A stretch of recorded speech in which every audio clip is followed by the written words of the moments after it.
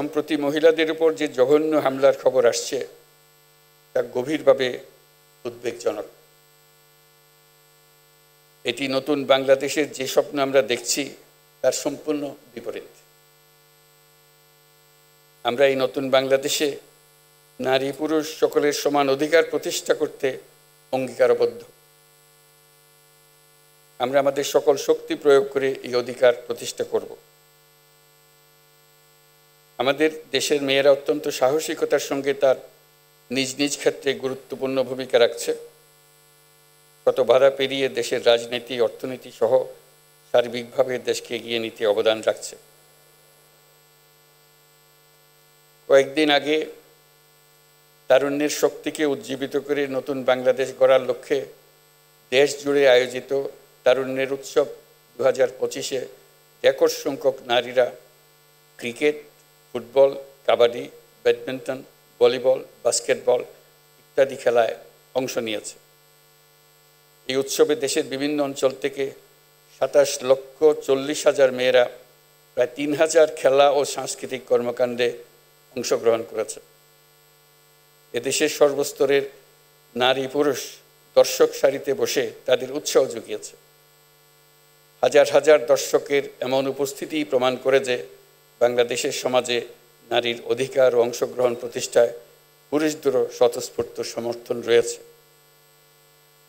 নারী বিরোধী যে শক্তি মাথাচাড়া দেওয়ার চেষ্টা করছে তাকে আমরা দেশের সকল মানুষকে সঙ্গে নিয়ে অবশ্যই মোকাবেলা করব।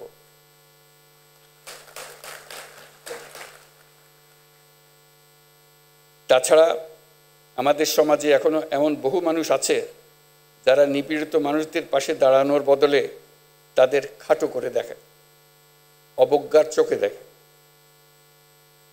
অথচ নারীর প্রতি সহিংসতা, নারী নির্যাতন প্রতিরোধ করতে হলে, বৈষম্যহীন সুন্দর বাংলাদেশ গড়তে হলে নারীর পাশে দাঁড়ানোর, তাদেরকে সমর্থন জানানোর কোনো বিকল্প নাই। আমাদের সমাজে নারীকে খাটো করে দেখার এই দৃষ্টিভঙ্গি পাল্টাতে হবে। তা না হলে আমাদের কোনো ভবিষ্যৎ নাই।